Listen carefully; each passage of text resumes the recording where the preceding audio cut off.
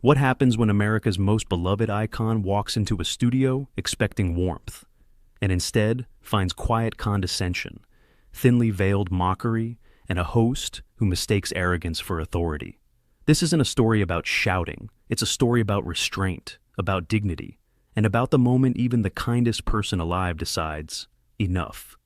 What unfolded on The View that morning would end with stunned silence, a broken rhythm, and a walk-off no one saw coming.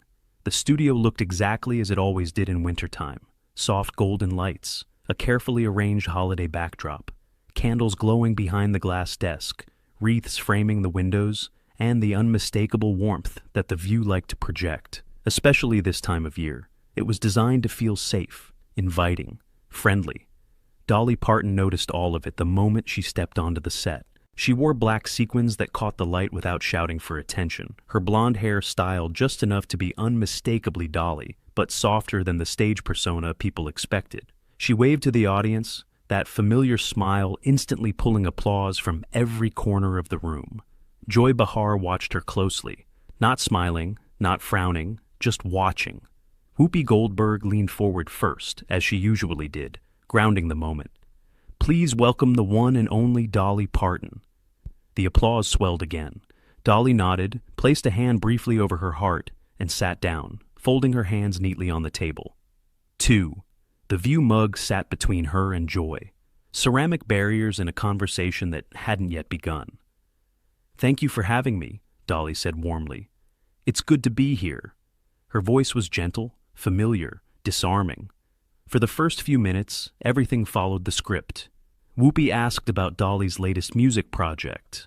Another host mentioned her literacy work. There was laughter, polite admiration, safe ground. Dolly answered with ease, thoughtful but concise, never self-promotional, never rehearsed. She spoke about creativity, about giving back, about how she never expected any of this when she grew up in the Tennessee mountains. Then Joy leaned in, not aggressively, not loudly, but with that unmistakable shift. The subtle tightening of posture, the slight tilt of the head that signaled she was no longer listening, only preparing to speak. "So, Dolly," Joy said, her tone casual but edged. "You've been doing this a long time." Dolly smiled. "I have, yes." Joy nodded slowly. "Decades, really. Different eras, different audiences. And yet, somehow, you've never really changed your image." A pause. Not long enough to interrupt, but long enough to feel intentional. Dolly blinked once, still smiling. "Well," she said lightly, "I've always believed if you know who you are, you don't need to chase every trend." The audience murmured approvingly. Joy didn't smile back. "But don't you think," she continued, "that there's something performative about that consistency? I mean, big hair, sparkles, the exaggerated femininity. Some people might say it's a little outdated." The temperature in the studio shifted. Whoopi glanced sideways. One of the co-hosts adjusted her papers. Dolly didn't move. She didn't stiffen, didn't raise her voice, didn't even let the smile leave her face. Instead, she tilted her head slightly. "Well, Joy," she said gently, "I've always thought femininity wasn't something to be ashamed of. It's just one way of being strong." Joy's lips pressed together. "Sure," she said. "But don't you worry that younger women see that and think success means looking a certain way? That being taken seriously requires all the glitter?" The words hung there. Not an outright attack, but not a compliment either. Dolly's fingers rested calmly against each other. Her nails, perfectly manicured, tapped once, softly against the glass. "I think young women are smart enough to decide for themselves," she replied. "And I trust them more than I trust labels." A ripple of applause moved through the audience. Joy leaned back, crossed her arms. "I'm just saying," she added, "you've built a brand, and brands can sometimes distract from substance." That was the moment, not when the words landed, but when Dolly realized how they were meant to land. This wasn't curiosity, it wasn't dialogue, it was a slow erosion. Dolly looked directly at Joy for the first time, not with anger, with clarity. "Well," she said softly, "I reckon substance speaks for itself." Her tone was still kind, still controlled, but something had shifted, and Joy noticed it. She smiled faintly as if satisfied she'd finally found traction. "Of course," Joy replied. I just think it's worth examining. Dolly nodded once. Then examine away, she said. I've lived my life in the open. The audience applauded again, this time louder. Joy didn't join in. She only adjusted her mug, eyes fixed on Dolly, as if already planning what to say next, and Dolly, still smiling, still composed, had no idea yet that this was only the beginning. The show tried to move forward like nothing had happened. A producer's voice, unheard but felt, seemed to push the panel into a safer lane. One of the co-hosts brought up Dolly's imagination library, smiling with genuine admiration. Over 100 million books, she said, almost in awe. That's not charity, that's history. Dolly's eyes softened immediately. This was her comfort zone, not applause, impact. Well, honey, Dolly replied, books saved me before fame ever did. A child with a book is a child with a door. The audience clapped warmly. A few people even stood, then sat again as the segment continued. Whoopi nodded, pleased. That's what we love about you. You've always been about lifting people up. Joy's mouth twitched at that. Just slightly, like someone hearing praise they didn't think was fully earned. Dolly didn't see it. Or if she did, she chose not to acknowledge it. For a moment, the studio felt normal again. Holiday candles glowed. The camera moved smoothly between faces. The mugs sat neatly aligned like props in a pleasant, controlled conversation. Then Joy slid her mug a few inches forward, and the sound of ceramic scraping glass was quiet, but sharp. So, Dolly, she said, 2 words, a new tone. Let me ask you something. The co-host beside her blinked, as if bracing. Dolly turned toward Joy with that same polite openness she gave everyone. Strangers, fans, presidents, it didn't matter. Her warmth was habit. Her grace was muscle memory. Yes, ma'am, she said. Joy smiled, and it was the kind of smile that didn't invite you in. It measured you. Do you ever worry that your charity work, your goodness, is part of the brand too? A hush dropped across the table. Not because it was the toughest question in the world, but because it sounded like a trap disguised as intellectual curiosity. Dolly's smile stayed in place for a beat longer than it needed to. Joy, she said gently, I don't do what I do to look good. I do it because I remember what it felt like not to have. Joy nodded as if she'd expected that answer. Sure, but you can't deny, Joy pressed, that philanthropy is convenient, especially for celebrities. It creates a shield. So whenever someone criticizes the image, the fans say, oh, but she gives away books. The audience murmured. You could feel people shifting in their seats like they wanted to protect Dolly from the implication. Dolly's eyes narrowed just a hair, barely visible, like a curtain moving in a draft.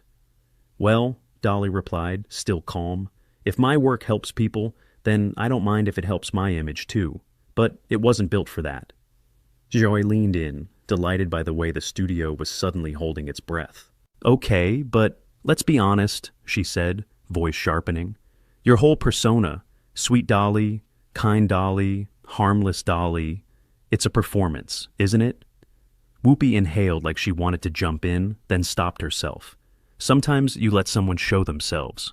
Dolly didn't flinch. Instead, she gave Joy a small, thoughtful nod, the way you nod at someone you're choosing not to embarrass. Honey, Dolly said, everything we do in public is a performance. Yours too. A few laughs bubbled up in the audience, nervous, surprised. It wasn't a jab. It was a fact, delivered with softness that made it hard to fight. Joy's eyes hardened. No, she said, mine is conversation. Yours is an act. You giggle, you flutter your eyelashes, you play the cute country doll. And somehow, people treat you like a saint. Dolly's fingers folded tighter together. Her bright nails, so perfectly Dolly, pressed gently into her own skin. She kept her voice low, steady. Joy, I've been called a lot of things. Doll isn't the worst, Joy scoffed. You're avoiding the point.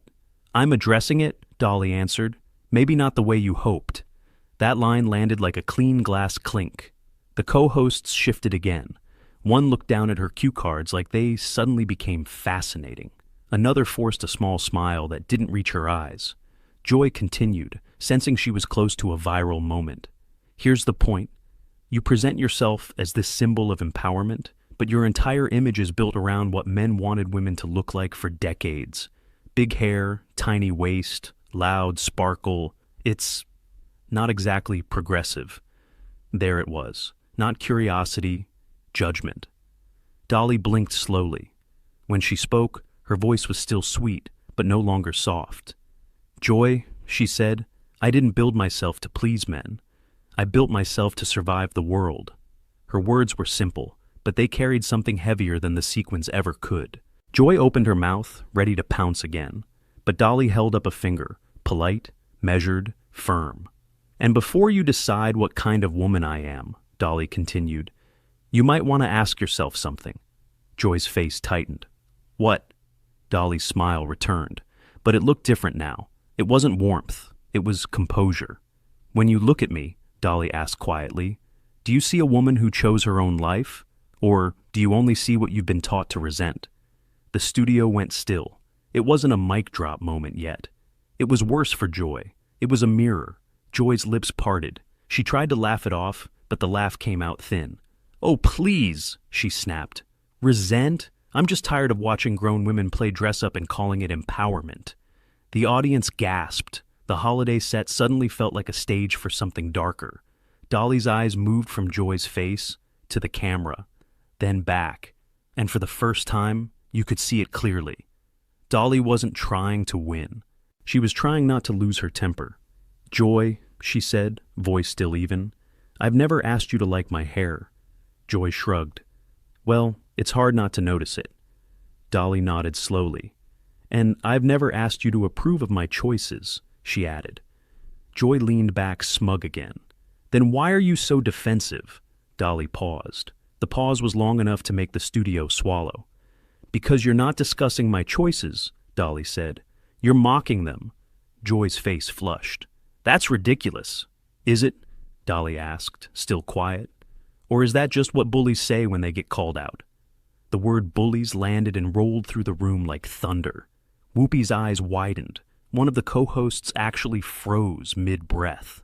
Joy's posture stiffened and her tone turned sharp. Too sharp, too fast. "Don't call me a bully," she hissed. "I'm asking questions." Dolly's voice didn't rise. "That's the thing, Joy," Dolly replied. "Questions are meant to understand. Yours are meant to cut." Joy's smile vanished. For a brief moment, you could see the calculation behind her eyes. Push harder. Break her. Get the clip. And she did. "Well then," Joy said, leaning forward, "let's cut to the truth. You're not the saint people think you are. You're a businesswoman who sold a fantasy. And you sold it so well, people forgot to ask who you really are." The air in the studio tightened. Even the audience, usually eager, went quiet like they sensed something sacred had been touched. Dolly didn't move, but her hands unlinked. Her shoulders lifted slightly, then settled, like someone bracing without wanting anyone to notice. Her smile faded to something neutral, controlled. And when she spoke, her voice was calm enough to scare people more than anger ever could. "Joy," she said softly, "you keep talking like you know me." Joy's eyes narrowed. "I know what you show." Dolly nodded once. "And you keep poking," she continued, "like you're hoping I'll finally snap, so you can feel justified." Joy scoffed. "That's absurd." Dolly leaned in, not aggressively, not theatrically, just enough to close the distance. "No, honey," she said. "That's exactly what this is." The studio held its breath. Because Dolly Parton, America's sweetheart, had stopped being sweet. And Joy Behar had just realized she might have pushed the one person in the room who didn't need to raise her voice to destroy a narrative. Joy opened her mouth to fire back, but Dolly spoke first. "One more question from you like that," Dolly said, still quiet. "And we're going to have a very different kind of conversation." Joy blinked. For the first time all day, she didn't have a line ready, but she wasn't the type to retreat. She only smiled, thin, sharp, dangerous. "Good," Joy said, "because I'm not done." And the way she said it made the producers behind the cameras reach for their headsets, because everyone knew now. This wasn't an interview anymore. It was a collision. The producers should have cut to commercial. Everyone in the room felt it, that invisible pressure when a conversation has gone too far, but no one wants to be the one to pull the cord. The holiday candles still flickered behind the desk, absurdly calm, as if unaware that the atmosphere had turned sharp enough to draw blood. Joy Behar adjusted in her seat, clearly energized now. This was her terrain, conflict framed as conversation. Dolly sat back slightly, hands resting together again. But the softness was gone. What remained was composure sharpened into something deliberate. Joy cleared her throat. "You know," she said, feigning reflection, "people love to protect you, Dolly. That's fascinating to me. You say one sweet thing, and the audience applauds like you've solved world peace." A few uncomfortable laughs scattered through the studio. Dolly didn't react. "I mean," Joy continued, waving a hand casually, "you talk about kindness and empowerment, but you've never really challenged the system. You benefited from it. You played into it. That's not bravery, that's marketing." The word marketing hung heavy. Whoopi shifted forward. "Joy, no, let her answer," Joy interrupted quickly. "I'm genuinely curious." The lie in that sentence was obvious to everyone, except Joy herself. Dolly inhaled slowly through her nose. It wasn't dramatic, it wasn't visible, but it was the kind of breath you take when you're deciding whether to keep the peace or finally speak the truth.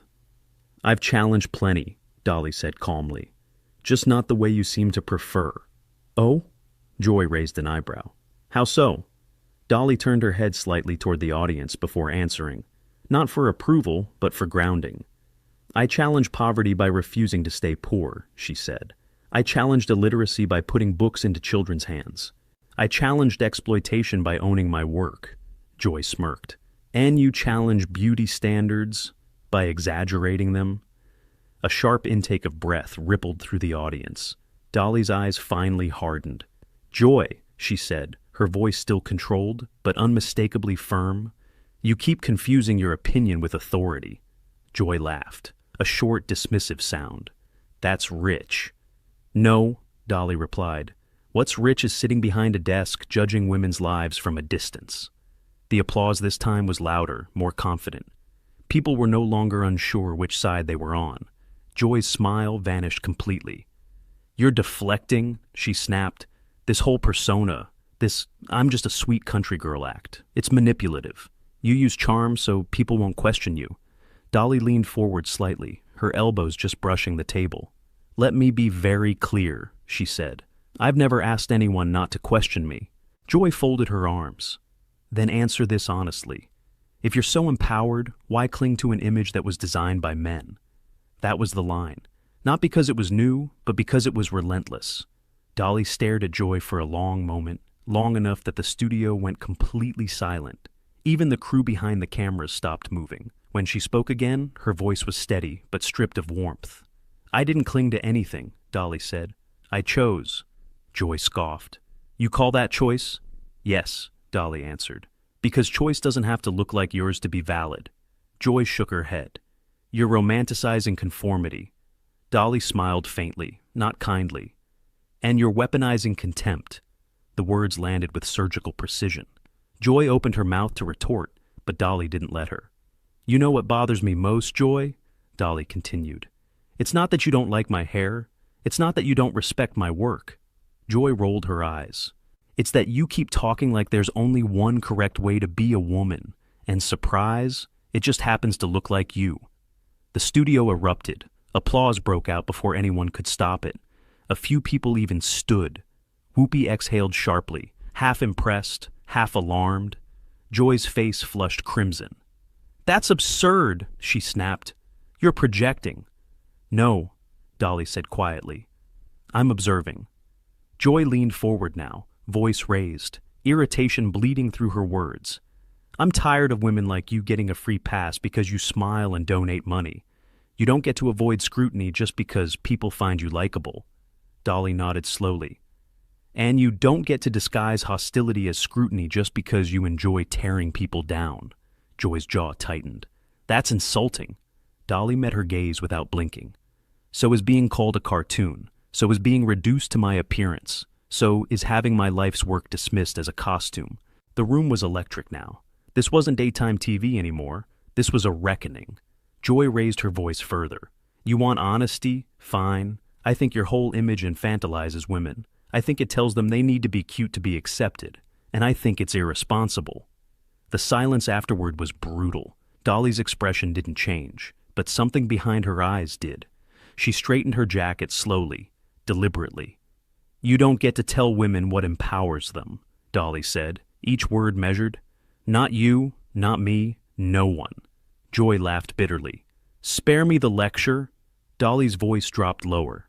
"This isn't a lecture," she said. "This is a boundary." Joy blinked. "For the last 20 minutes, Dolly continued, "you've talked at me, not with me. You've mocked my appearance, questioned my motives, and dismissed my choices." Joy opened her mouth, but Dolly raised a hand, not to silence her, but to stop the spiral. "I stayed," Dolly said, "because I believed you'd eventually ask something worth answering." The words stung more than any insult. Joy's composure cracked. "You're being dramatic?" Dolly nodded once. "That's what people say when they don't like being confronted." Joy stood abruptly, chair scraping loudly against the floor. "I don't have to sit here and be accused of bullying," she snapped. "This is my show." Dolly looked at her calmly. "That," Dolly replied, "is exactly the problem." Joy froze. "This isn't your show," Dolly continued. "It's a platform, and platforms come with responsibility." Joy's voice rose to a near shout. "You don't get to lecture me about responsibility." Dolly leaned back as finally exhaling. "You're right," she said. "I don't." She paused. "But I do get to decide how I'm treated." The room went deathly quiet. Joy stared at her, stunned. Not because Dolly was angry, but because she wasn't. "I came here in good faith," Dolly said, standing now, slowly, calmly. "I answered your questions. I accepted your tone. I even gave you the benefit of the doubt." She picked up her mug, placed it gently back on the table. "But I won't stay where respect isn't mutual," Joy scoffed. "So now you're walking out?" Dolly met her eyes. "I haven't decided yet," she said, "but you're making the decision very easy." The producers were now visibly panicking behind the cameras. Headsets pressed tighter. Fingers hovered over buttons. Joy crossed her arms, defiant. "If you leave, that's on you."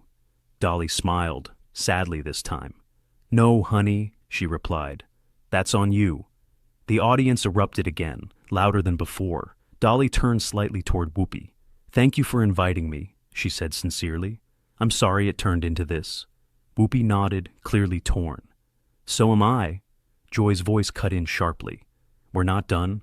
Dolly paused at that, turned back, looked Joy directly in the eyes. "Yes," she said quietly. "We are."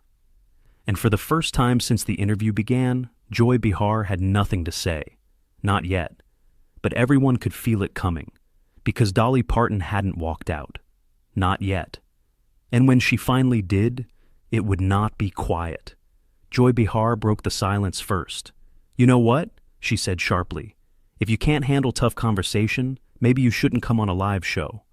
The words were loud, defensive, rushed. They didn't land the way she wanted. Dolly stood still for a moment, her back straight, her expression calm, but no longer forgiving. The audience watched in complete silence. Even the holiday lights behind them felt dimmer now. "Joy," Dolly said softly, turning back one last time. "Tough conversation isn't the same thing as disrespect." Joy rolled her eyes. "Oh, please. You're just upset because someone finally challenged you." Dolly smiled faintly. "No," she replied. "I'm upset because you confuse cruelty with courage." That did it. Joy scoffed, throwing her hands up. "Fine. Walk out. Prove my point." Dolly looked around the table, at Whoopi, at the other co-hosts, at the audience that had been holding its breath for the better part of an hour. Then she nodded. "I think I will." Gasps rippled through the studio.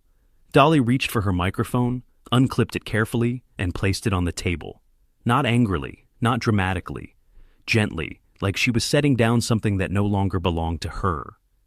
"I came here to talk about music, books, and hope," she said, her voice steady. "Not to be talked down to, not to be mocked, and not to be turned into a spectacle." She looked directly at Joy. "I wish you well," Dolly added, "but I won't stay where kindness is treated like weakness." Joy opened her mouth, too late. Dolly turned and walked off the set. The audience stood. Applause broke out. Loud, sustained, unmistakable. Not the polite kind, the kind that fills a room and makes it impossible to pretend nothing happened. Joy sat frozen. Whoopi cleared her throat slowly. "Well," she said carefully, "we'll be right back." But there was no going back. Because in that quiet, controlled walk-off, without shouting, without insults, Dolly Parton had drawn the sharpest line of all, and everyone watching knew exactly who crossed it. Sometimes the loudest statement isn't made with words. It's made by knowing when to walk away. Dolly Parton didn't shout. She didn't insult back. She simply refused to stay where respect no longer existed. If you believe dignity is strength, if you believe kindness doesn't mean weakness, and if you think moments like this deserve to be remembered, tap like to show your support. Subscribe to Pressure Point for more stories where power shifts on live television. And tell us in the comments, did Dolly do the right thing by walking away, or should she have stayed and fought back?